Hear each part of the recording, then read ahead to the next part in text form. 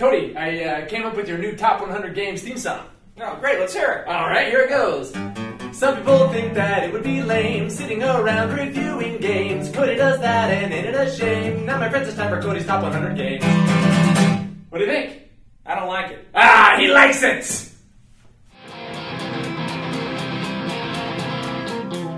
Hello and welcome to The Discriminating Gamer, the board game review show that appreciates that some people are liberal, some people are conservative, but we can all agree that Dick York was the superior Darren on Bewitched. My name is Cody. With me is Trent from The Discriminating Gamer, and we're going to give you our top 10 games of all time. This, of course, is the conclusion of my top 100 games of all time, which began a long time ago. So without any further ado, we're going to go ahead and jump right into it. So Trent, I'm going to ask you to start. Will you please tell me your number 10 game of all time?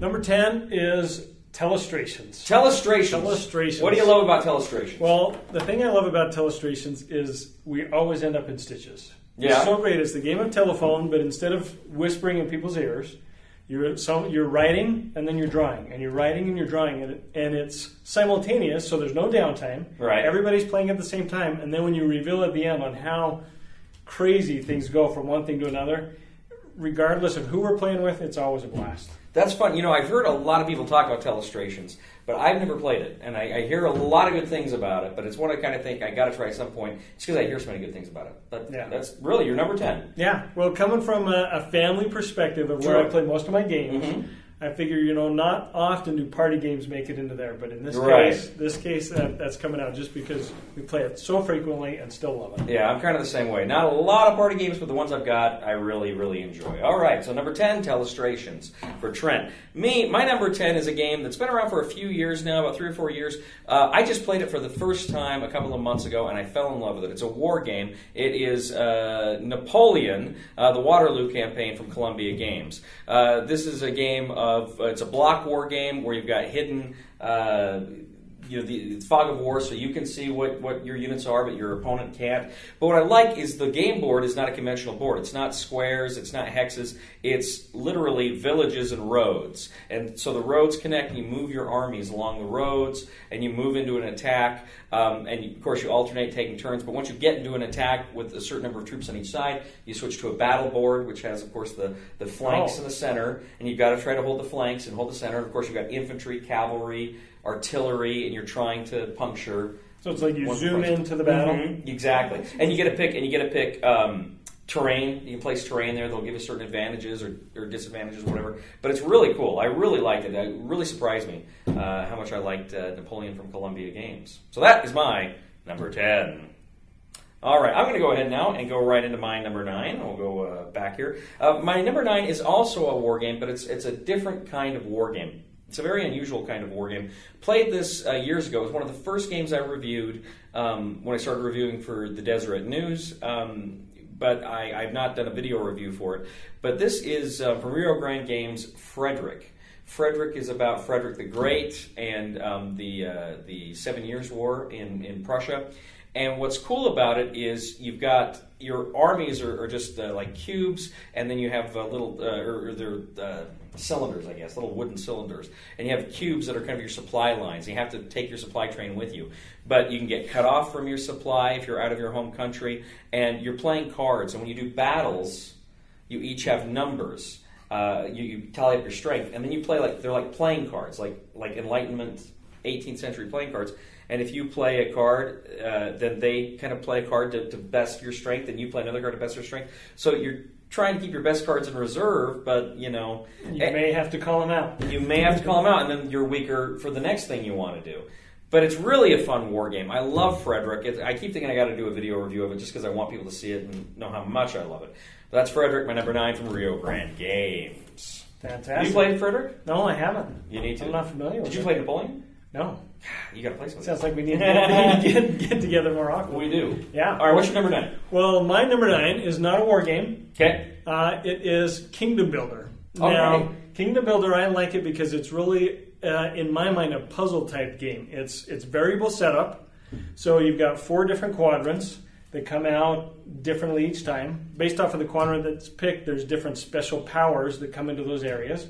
Everybody's playing their different settlements on different terrain types. You're drawing cards to say which area or which terrain type you can build on for that turn. And it's really puzzle-like in the sense that if you're already touching a terrain type, you have to build there. So forcing to stay away from some terrain types so you can jump to other parts of the board.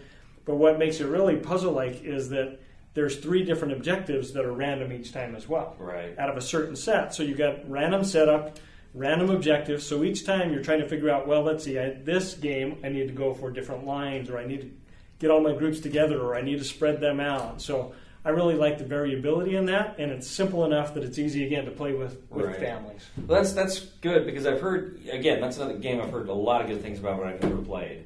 And one of the, maybe Dice Tower, one of the review shows, I was watching one of the reviews a long time ago. I'm like, I gotta play that. And I've never gotten around to it. So. A number of them say, well, it's too deterministic because of the touching terrain, but I think that's the challenge. To be able to know that, well, I don't want to touch that terrain yet because then I won't be able to go over here if I take that random draw. So it's a little bit back and forth that I think is just engaging. Very cool, very cool. You know who makes that? That's Queen. Queen Games. Oh, very good, very good. Yep. All right, I want to go ahead and do your go with your 8, I guess. Okay. All right. So my number 8 is a 2-player game, which you've got different powers on different sides. It's Stratego-like, but it's all themed. It's Lord of the Rings: The Confrontation. And this is one of my favorite 2-player games. It's the asymmetric, and every time I play, no matter which side I play, I feel like I'm under the gun. If I'm playing as the Fellowship, trying to get across into Mordor, trying to get the ring over there, and I've only got a handful of players, I can set them up how I want, or the characters. They've each got their special ability, but I always feel like there's so much power on their side that I'm gonna be nailed. And then the same thing, if I'm playing on the side of Mordor, I feel like they've got so many sneaky abilities of the Fellowship that they can get around me. It's just tense because just like Stratego, when you come together, you're going to reveal your characters to battle. Whoever's the highest value is going to win, but you've got a set of cards that you can add to the battle, and you don't know what cards they're going to play. Similar thing of, do I play my high card now? Do I not? Do I play a card that lets me nullify? So the back and forth is just keeps us on the edge of our seat the whole time. It's like I get excited each time I think about it, just because I know the adrenaline that's I'll have to try that one because it's like I've said 100 times on the show, and I'm sure you agree. What makes really fun games are tough choices, and part of that in a game like that is making those tough choices by trying to outguess what the other guy's going to do or what he's got. Yeah, absolutely. And I guess that just goes back to poker, But I mean that idea of is he really as strong as I think he is? Should I come out guns blazing, or should I try to be a little more subtle? So. Yeah, trying to figure that out. It's a fun back and forth. Because then you'll play a second time. You'll switch sides, and you may know how they played that side before, and they're going to mix it up. So keep your opponent on edge. Very cool, very cool. That's and who did you say did that one?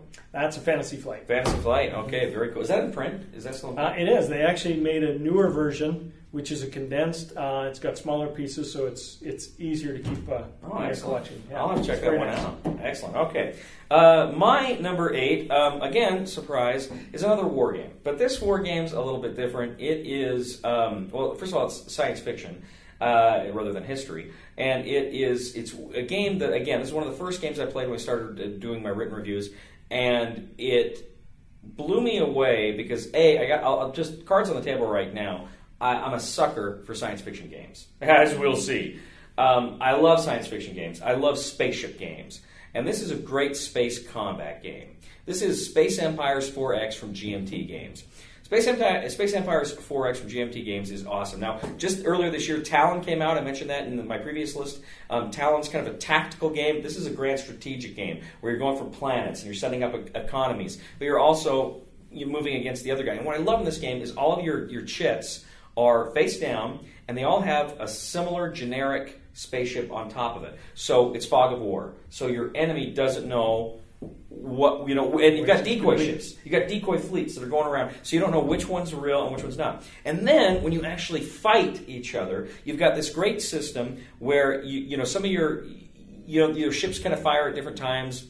There's kind of a sequence to when cruisers can fire, battleships can fire, and what you can do is you can actually have some ships screen other ships. So you can kind of put your weak fodder out first to take the hits, and then bring out the big guns later. And it's really fun. It's really, and again, this is one I haven't played in a while. I need to play it again because it's just great. Plays up to 4 players. I think I've only played 2 and 3 player games. I don't think I've played with 4, but it's just brilliant. I love the science fiction theme, and I love the mechanics of this game so much. Yeah, I'm getting a theme with all these war games. Yeah. They're not all war games. They're not all historical, yeah. No, they're not. In fact, that may be the last one, sort of. We'll see. So that is Space Empire is my number 8. That last year was my number 8 as well. I should point out Frederick was my number 10. Napoleon is new to the list this year. And also, too, Trent is with the Board Game Family. He's with the Board Game Family, which is a wonderful website, wonderful resource for board gaming. But he likes to hang out with a discriminating gamer once in a while. So he's like a discriminating gamer. I'm learning how to discriminate. Exactly. And I wish I could learn how to have a family. All right. So we're now number 7. So I'm doing 7 now. Okay. Yeah, you did your 8, right? Yep. Okay. So I'm number 7. Number 7 is not a war game. This is a game I played a lot when I first got it, and for a while there I didn't play it, and then I played it a couple of games again just recently, and I forgot how much I freaking love this game. Came out just early last year, and it's a lot of fun. It's a cooperative game, and controversial. It's a game with an app.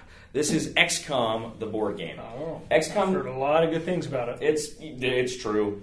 It's awesome because you each take on a role. You got the scientist, you got the military guy, you got the commander, and you've got the intelligence guy who actually controls the app. And this is a great game. It's co-op, obviously, and you're working together, and it's tough. You know, again, you don't want to play a co-op that's easy, and this one will kick your butt. I think of all the games I've played, I think I've won it once.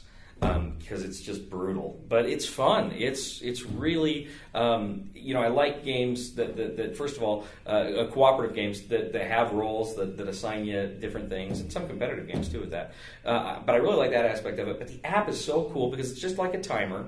It just gives you information. It doesn't overwhelm you with data. It gives it to you. But Eric Lang, who created it, I saw an interview with him where he said what he liked when he was designing it, what he wanted to do is have a game that really put the pressure on, and then let you breathe. And that's what this game does. You know, the app just throws stuff at you, but then you've got to resolve everything that happened during the app phase, and it's brilliant. Nice. Brilliant. A lot of fun. Have you played it? You haven't played it? No, I haven't.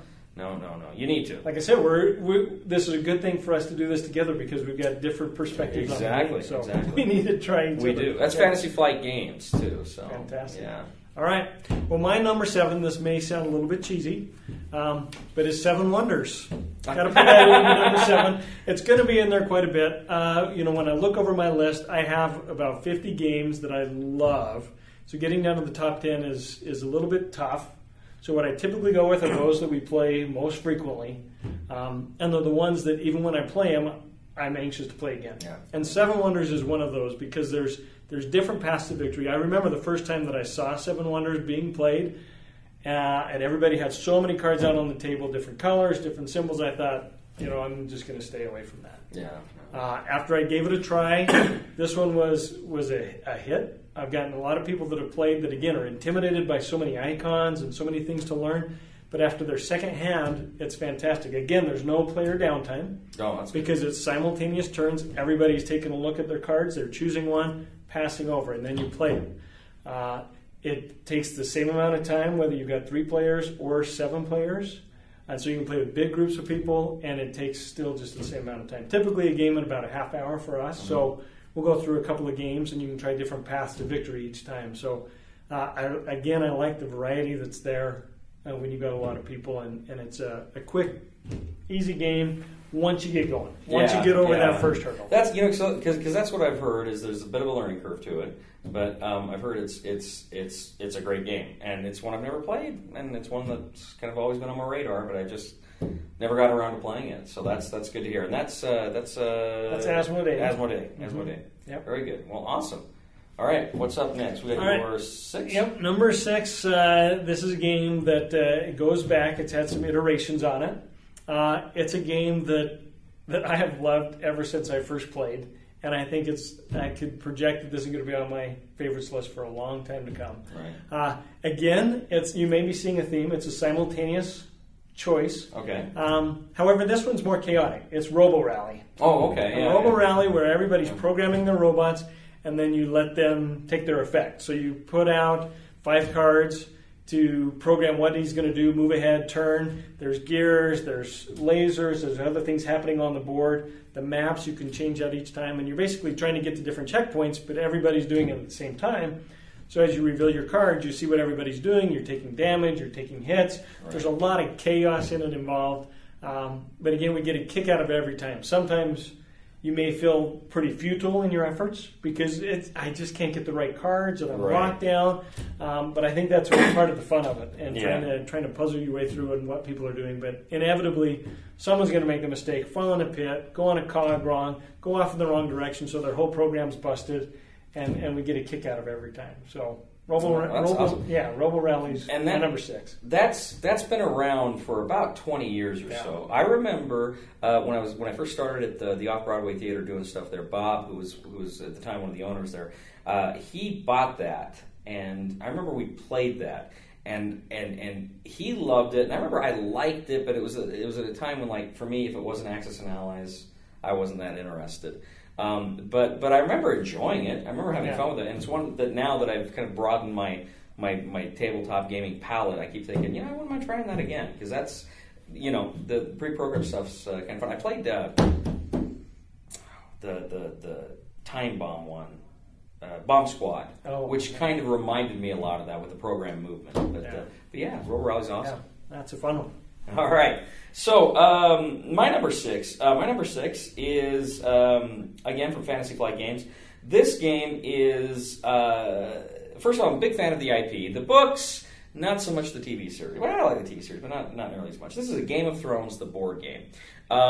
Game of Thrones, the board game. Speaking of simultaneous actions, because here, it's more or less simultaneous. It's based on diplomacy. Where you're negotiating. And what I like about it is it's one of those games where no one player is powerful enough to win on their own. You just can't. So you have to make alliances and you have to develop friendships with people. But the problem is, as soon as you start winning and start accruing, those people that were your friends, friendships go bust. They're going to turn on you, because they don't want you to get too powerful. So it's a very fun dynamic that way. Combat in this game is pretty fun. It's kind of deterministic, but there's also cards you play which mitigate and decide certain things. And then also there's these different tracks where if it's a tie, the person on this track can essentially decide the tie, so you want to make sure you're friendly with them. But that changes, so you never know who that's going to be. All told, it's really a lot of fun, and it really I think brings out the theme of betrayal and just kind of that cutthroat ruthlessness and doing everything you can for your faction that is so much a part of the books that I really, really loved it quite a bit. Which sounds like the theme goes right along with. Oh yeah, it does. It does. The ruthlessness. It's brutal. Yeah. It's brutal. Well, have you ever played Diplomacy? No. So I don't know if I. Yeah. Well, I was going to say ruining friendships. It is. It's a game, and we've said this 100 times on the show. But Zach and Sean, brothers, they had their worst fight they ever had in their lives over a game of Diplomacy, in which I was able to detach Zach from an alliance. It was awesome. But so this is Game of Thrones is based on that. It's essentially the same thing, but it's probably my single favorite mechanic in any game is negotiation, and that's a game where negotiation flourishes. You just have to. Yeah. All right, so that is Game of Thrones, the board game, 2nd edition. That's my number 6. Last year, it was my number 6. And XCOM was my number 7 last year, too, as well. Wow. You'd think I'd change this thing now. All right, so my number 5. My number 5 is from, again, Fantasy Flight Games. This is, I guess we could call this a war game, but it's certainly not a traditional war game. This is Star Wars Armada. Star Wars Armada, which is a miniatures game, but it is so much fun. It's the fleet battles. If you played X-Wing, it's like X-Wing, but expanded out. Yeah, you've got Star Destroyers and Calamari cruisers, and you're essentially engaged in big fleet battles. But why I think this is a superior game over X-Wing is this game gives you a lot more choices. When in X-Wing, if somebody shoots at you, you can roll dice to see if you get hit or you can evade it. In this one, if you take a hit, you're hit. You're a big lumbering target. You get hit, but you can have choices on how you want to take the damage or how you want to try to mitigate the damage. And to me, that is very, very cool. But there's different kind of scenarios that you set up that it comes with, and I really like it a lot. There's a good, healthy amount of setup and takedown depending on how big a game you want to play. But it's just the ships are beautiful. The models are beautiful, and so there's a kind of a toy factor there. You kind of feel like you're 10 years old again. Exactly. But it's fun. It's really a fun, well-designed miniatures game that's fairly easy to get into, and very expensive to maintain. So that is my number 5, Star Wars. Have you played that? I have not played Armada, Okay. but this is going to be pretty good because my number 5 is also a Star Wars game, Fantasy Flight. Yeah, how about that? Okay. Mine is Imperial Assault. Oh, very good. I love Imperial Assault. Very good, yeah. It's based off the same type of mechanics as Descent, Journeys in the Dark. And Descent was a big hit with the boys in our clan, in our family, that they just loved that. The challenge was that I was always the overlord and they were always the heroes coming to fight me in the dungeons. Right. As soon as I heard that Star Wars Imperial Assault was being made and it was based to be the same thing, I was sold. I love Star Wars, big Star Wars fan, so that was an immediate buy. And the biggest thing is that I loved is that it wasn't a big letdown. Yeah, I thought this was great. Yeah. In fact, I thought it improved on many ways over Descent. Mm-hmm. One of the biggest things that I had a challenge with before is, as the Overlord, I would take turns and I would move all of my characters, all of the different, and then all the heroes would come attack me. Right. I'd feel helpless. Whereas with Imperial Assault, you move one group and you activate them, and then the heroes activate one group, and then you get to interplay more than you do than just go mass back at you. There's more back and forth. Yeah, so it's got a campaign mode where you can go through a whole series of different missions back and forth against each other, or you've got skirmish mode, so you can just play it as 2 players, which has been great because a lot of our games we've played 2-player anyway. One of us has played multiple heroes. But in a skirmish mode, you can just set up your battle maps and you come at each other. So there's so much replayability. The catch is that there's so many add-ons that I wanted. Yeah. So many character packs that I would like to add. I was going to ask you, have you bought any of the expansions? I've got a few. I haven't bought the expansion boxes yet, but a few of the character packs because those come with different skirmish maps. Right. So I've really enjoyed that. So because I'm in the same boat. I haven't bought any of the expansions, but I've got a few of the other character packs. When that came out, that was like my favorite game of the year. It came out was that 14. I think it was right at the end of 14 when it came out. That was my favorite game of the year. And we played the campaign of it, and to me, I kind of felt toward the end of the campaign it got a little samey. Did you play the campaign or? Yeah. I liked it.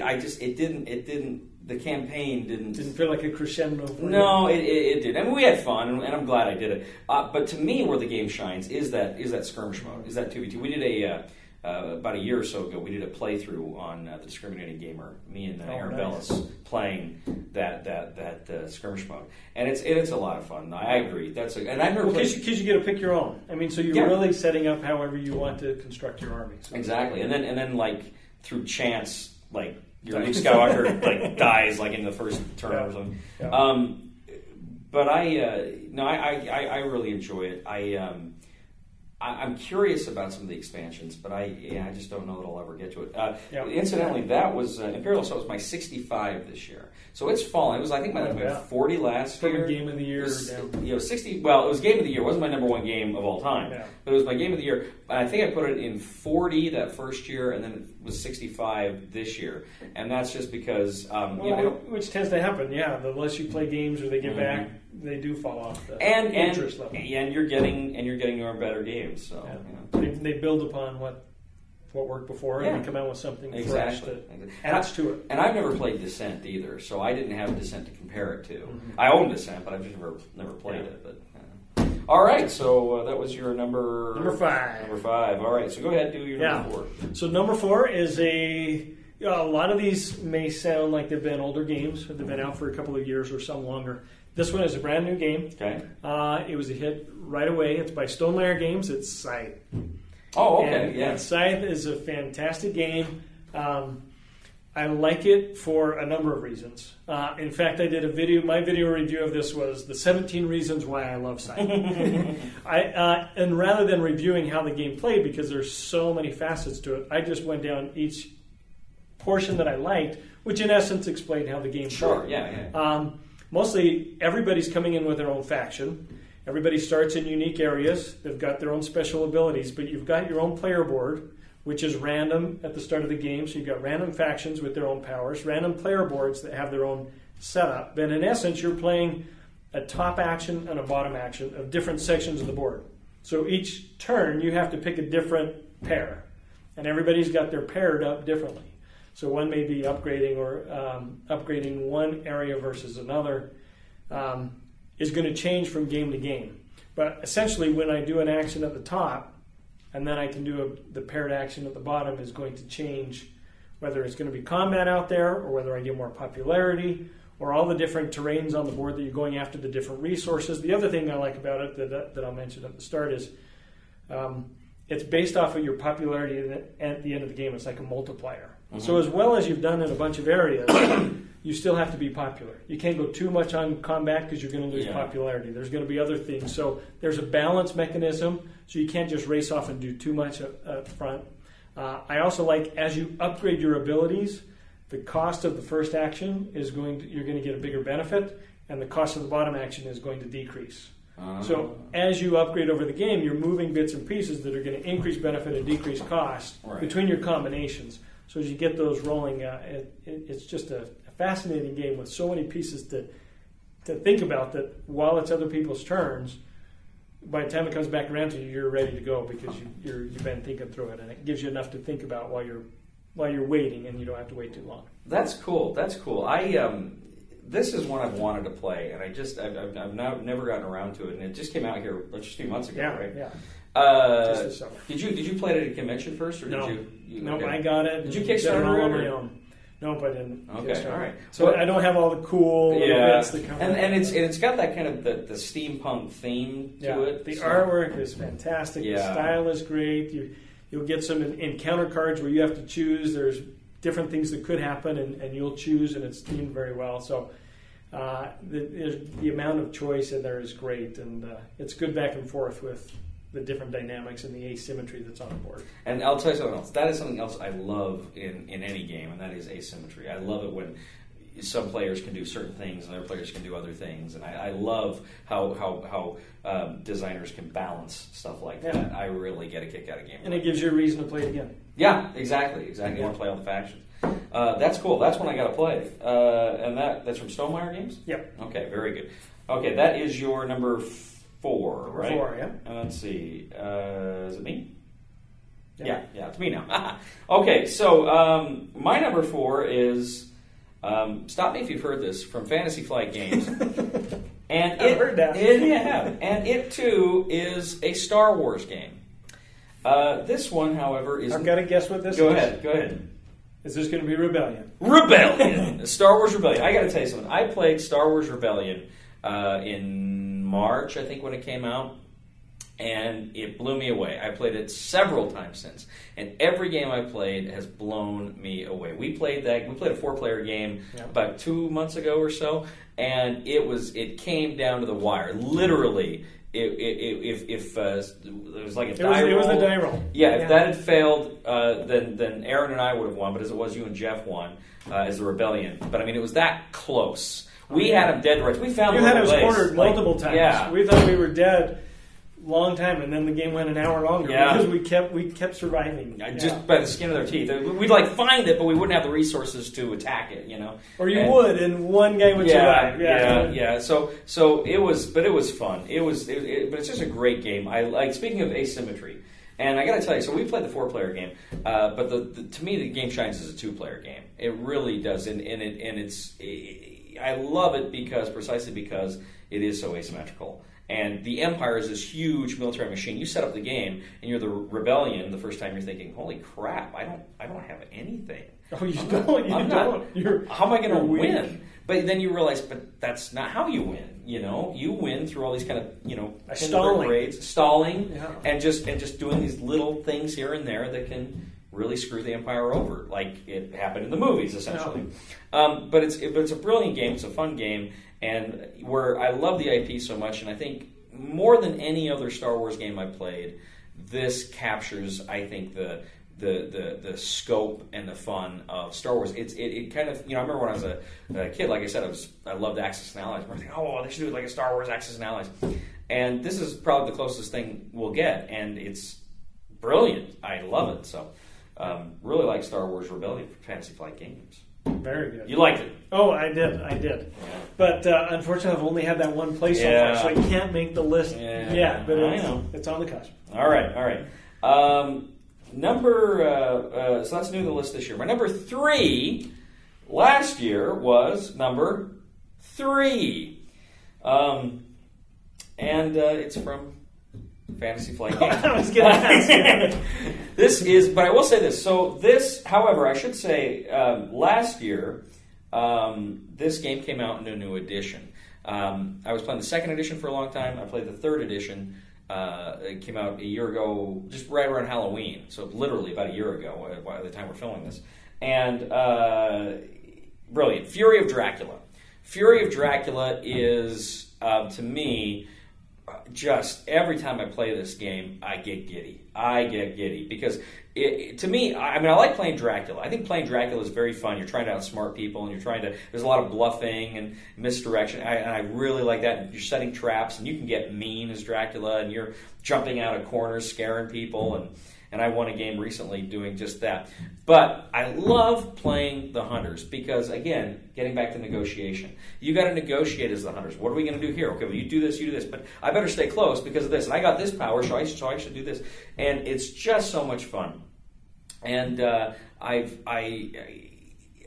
I love what they did with the combat system in the 3rd edition. The 2nd edition, you would play cards and then you'd roll die. And you kind of see who got the higher roll, and then the cards would kick in. And now they almost have this rock, paper, scissors thing with just the cards. You play the cards, and you read the text, and whatever effect triggers or doesn't trigger, you just know. And it's brilliant. I love combat in this game, and it's so much fun. But you got to play it right. If you're Dracula and you just run the whole game, it's not fun. And that's better now in the 3rd edition than it was in the 2nd edition, but it can still happen in the 3rd edition.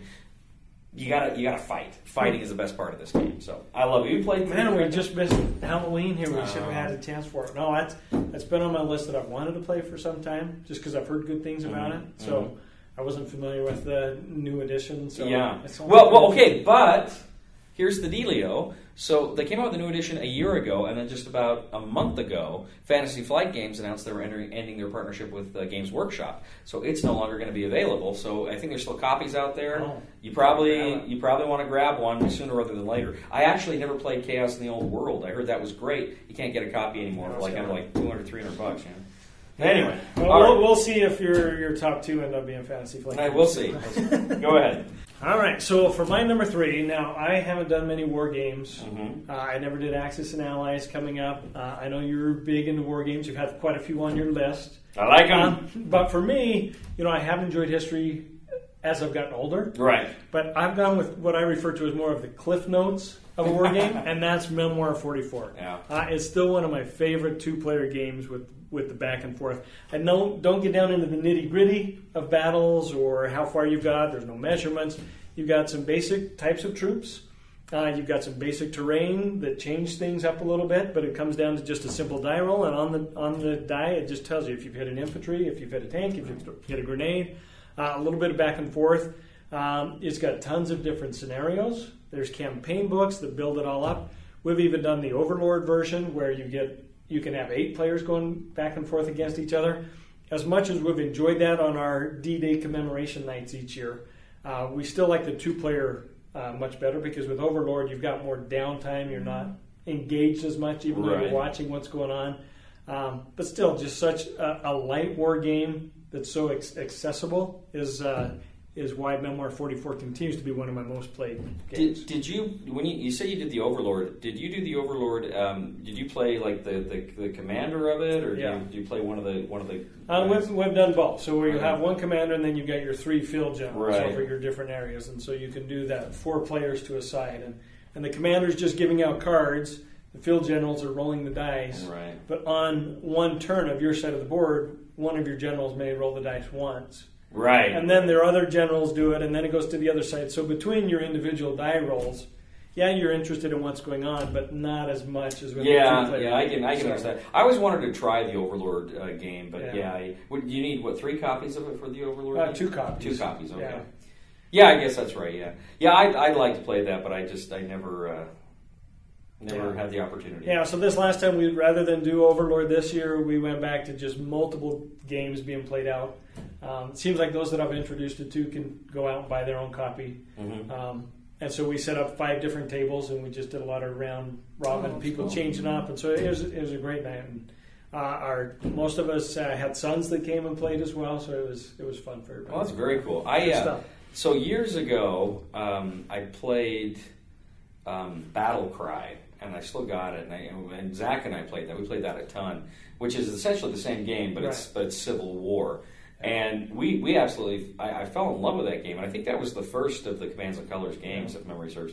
And since then, I've played a few different variations. Have you played any of the others? Like Battle Lore, or like Commands and Colors Napoleonics or Ancients, or have you played any of those? Just Battle Lore. Well, and Battle Cry. We do have Battle Cry. But yeah, I think they've learned a few things, some minor tweaks in how it is with Memoir 44. And I've just been fascinated with the World War II scenario. I agree. I think, I have to say this. My favorite of all the Commands and Color games is probably Commands and Colors Napoleonics, just because I'm as fascinated as I am with World War II. I really also am fascinated with the Napoleonic Wars, and I kind of think, for me, it lends itself better to that era, and kind of more on the cusp of industrialized warfare than it does World War II. But Memoir, as I said in my thing, Memoirs, I'll probably reach for Memoir first just because it is simpler, and I think it sucks people in easier than Napoleonics does. Yeah, but I love them all. They're fun. They're very fun games. Yeah. All right, so now... now on to number 2. Let's see, is it me or is it you? I think you've been having me go first on the odds. Yep, go ahead. Or on the evens. Go ahead. All right, so my number 2 game, this is when I look back at the games that I have played the absolute most. Mm-hmm. And this one wins hands down. It's Dominion. So Dominion, I know it's just a simple card game, some could say, but it brought a new element, and so many other games have tried to copy it. It brings in the deck building mechanic, right? Where you're working up, you're buying cards to get your deck better, to get more abilities, to then buy victory points. It's really themeless, you could say. But there's something about just building that engine and getting it going and seeing if I can do it more efficiently than the opponents I have. And the amount of expansions there are have just brought in so many different combinations. I guess it's that puzzler in me to think through which combination is going to work best for me. But you still have the randomness of the shuffling, right? A lot of shuffling. But I continue to just get so much replay out of Dominion that I can't not put it in my top 2 games because of how much I play it. At the risk of possibly exposing your number 1. I mean, is that your favorite deck builder then, Dominion, or is that? It is. Mm-hmm. See, because to me, I think I played Dominion once briefly. I'm familiar with it, but I played some of it once briefly at a friend's. It was either that or Ascension. It was one of them, but I found it really kind of bland. I think it was Dominion. But I found it rather bland, and I just feel like there's so many deck builders now that are just have so much theme and they're bringing in a lot. I mean, the other one that Thunderstone was a big hit for us. Yeah. But in others we've done, even though they bring in more elements, there was something about just that simplistic race that I keep going back to. Okay, well, very cool, very cool. Yeah, I did. I think my legendary games, I had those a little higher on the list. They, to me, they're my favorite deck builders. I think they do so many fun things with legendary that I just love it. But yeah, that's cool. That's your number 2. All right, my number 2 is for Fantasy Flight Games. It is Battlestar. This is the Fantasy Flight Games. Battlestar Galactica. Battlestar Galactica is. Nice choice. I don't think I played a game ever where the theme was as strong. because you played it. Oh, I love it. It's just outside of my top 10, but Battlestar is just fantastic. It's the first game I ever played that had a hidden traitor mechanic, which I've played a lot of games now that have it. And for me, I think Battlestar probably still does it the best because of the theme. Because I love the TV show. I absolutely love the TV show, and I think the game just nailed it. And so much of the TV show was paranoia, and I mean that was paranoia throughout the game. And that's in the game. It's in the TV show and it's in the game. And again, some of my favorite. In fact, I would go so far as to say probably my favorite gaming experience I've ever had. And it wasn't even necessarily the best game I played personally, or the game. I don't know the game that was played, but the gaming experience of being with people, having fun, was with the game of Battlestar Galactica.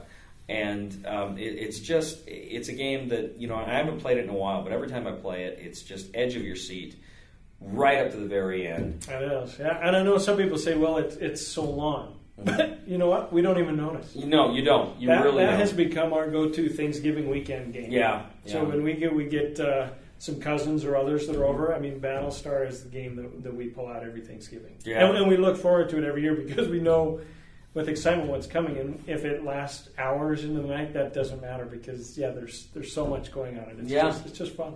It is. Who cares how long it takes? I agree. It's so much fun. And it's really not that long. I mean, it's 3 hours, so I mean, it's not like it's 8 hours or something. But it is. It's just a tremendous game. Anyway, Battlestar Galactica, that is my number 2. And so I'm going to, usually when I do these, I go last with my number 1. But I'm going to... We can do that. No, I'm going to go first this time. Let the guest take the last Because it's been my number 1 for the last couple of years. And I know it's not a surprise. There's not a lot of suspense here. But speaking of 8-hour games, Twilight Imperium 3rd Edition is my number 1 game of all time. Booyah. Surprise! It's my number 1 game because I'll tell you right now, it is to me the most. One of the things I love about games is kind of a narrative gameplay, a story. You want to see a story play out, and this to me, again, I mentioned I love science fiction. I mentioned I love negotiation. And but I love this thing too because it's got a war game element to it. It's got politics in it. It's got trade in it, and you've got all these little factors and science and a tech tree, and you got all these little factors going on and playing throughout that it is just absolutely so immersive and so much fun. There's almost a role playing element to the game, and it's wonderful. We played a game here. Maybe in May, several months ago, and that was the last time I played it. But it just always sucks me in, and it always I want to take on the role of one of those guys. I actually just read that in Scotland, Dundee, Scotland, they're doing a mega game where they're having I think like 4 people on a team to play one of the races. Wow! And I think they said they're having 36 players or something like that, and they were going to game out a giant all-day Twilight Imperium. I'm like, quick, give me my tickets to Scotland. No, it looked really fun. But anyway, I love this game a lot. Well, you played fantastic. It? I have not. Okay. But it's on my list of ones that I feel I'm duty bound to play. Yeah. I feel like it's one that I just have to because I hear so much about it that I need to take it on. If you do it, play with the there's a lot of different rules, and you can customize this and that. And the one that I love, to me, the one that is just absolutely indispensable is the Distant Suns, where you place the chits upside down on all the planets. So there's kind of a 4X version where you land, you don't know what you're going to find. Sometimes there are rewards, sometimes there are things that are going to really screw you over. But it's a lot of fun. But it's just a highly, highly narrative game. Which is good. Yeah, and as you can see in most of our games, since coming from the family perspective, most of them are going to be related to that, as I zeroed in on my number 1. However, so getting into a game like that is a little bit tougher. Sure. I guess the benefit on that on my side is now that our kids are mostly, teenagers out and grown, now I am expanding. I can do some more of these that have been on my list. Right. I want to try that game. So that is my number one, again, Twilight Imperium 3rd edition, and it's from Fantasy Flight Games. All right. Surprise. Trent, what is your number one game of all time? Of all time, this is one that keeps my mind clicking every time I play it. And I've enjoyed it for a number of years. Mm-hmm. There's expansions to it, surprise, surprise. This one's from Rio Grande Games, and it is Power Grid. Mm-hmm. Power Grid is my number one game of all times. I like the economic engine of it. Right. I like that it's got an auction element in it. There's money that you've got to worry about. There's networks that you've got to build. But in all the time you're playing it, there's an end condition. The victory condition is who can power the most power plants at the end of the game once somebody has built a large enough network. Right. The catch in this game, as I find, is not going out too far and overextending yourself. It's holding back and waiting till just the right time to then come out. But you've got to make sure you've got all the right resources. I love the balances that goes back and forth between the turn order. So I may be first to auction off a power plant and get my choice of which one I want. But then I'm going to be slower to get the resources. The resources are going to be more costly. I like watching what other power plants people are buying because then I can buy up the resources that they may need, so they're paying more money that they won't have then to pay the amount of money they need for the power plant that I want on the next round. So I love that going back and forth. It's typically about a 2-hour game, but my mind's clicking the whole time, and that's what I think, like a Twilight Imperium I might like. It's got your mind clicking on many facets, but for right now, with the games that we play, Power Grid is one that I can still get family involved in, and they'll do with it. It's not too heavy, but it still is a thinky game and keeps you going. And so I'm always looking forward to when I can get a big enough group to make it interesting. 3 players can be good, but I love Power Grid with 6 players to really get that back and forth interaction. And so my number one is Power Grid. That's from Rio Grande? Yep. I've not played Power Grid. That's one, again, I've always wanted to. I'm scared it might be a little too Euro-y for me. I mean, I don't know, but it's one certainly I'd like to play at some point. So. Well, sounds like we got more playing to do between our 2 lists. We got to schedule a lot of stuff. Now, a couple things I do want to hit. First of all, so I just want to say kind of an honorable mention. I played a game a few weeks ago, maybe about a month ago, that I really wanted to put on this list, but I'd already done the list, so I didn't mention it. But I'm just going to mention it now because I'm fairly certain it will be in my top 10, maybe much, very high in my top 10, maybe next year. I still got to play it some more. Captain Sonar from Asmodee. Captain Sonar was just so much fun. It was an absolute blast. I'm not going to get into it here. We got a playthrough and we got the review on our YouTube channel. Check those out. Captain Sonar was fabulous as well. And you can tell already it's coming. Unless next year is just jam packed with amazing games. I can't see how Captain Sonar would not be in my top 10 next year. It's just that good. Let me ask you, too, why don't you tell us about the Board Game Family? Yeah. So the Board Game Family, we've been doing video reviews since 2009. So we're coming up on 7 years of doing this. The unique aspect of our videos is mostly it's the kids doing the video reviews. We did this at a time, back in 2009, there weren't a lot of video reviewers. Now, there's podcast video reviewers galore out there. But when I looked at it, there wasn't really anything focused on families, family aspect. A lot of the gamers. But I thought, you know what helps parents decide is trying to figure out if a kid would like the game or not. And so we looked at doing a lot of family reviews, and it was our kids talking about games that got the interest. So we've continued to do that. We've got our blog, theboardgamefamily.com, and we do a mix of video and written reviews, but we'll also do articles about family game time, about how do you teach kids sportsmanship. If they don't learn it when they're young, how are they going to learn when they get older? So good things that make a family game, how do you get some family game time? So outside of just reviews, some tips to help people figure out, okay, what can we do for our family to get things together? So we've been doing that, and like I said, our kids are getting older, so they may be growing out of some of that video stage.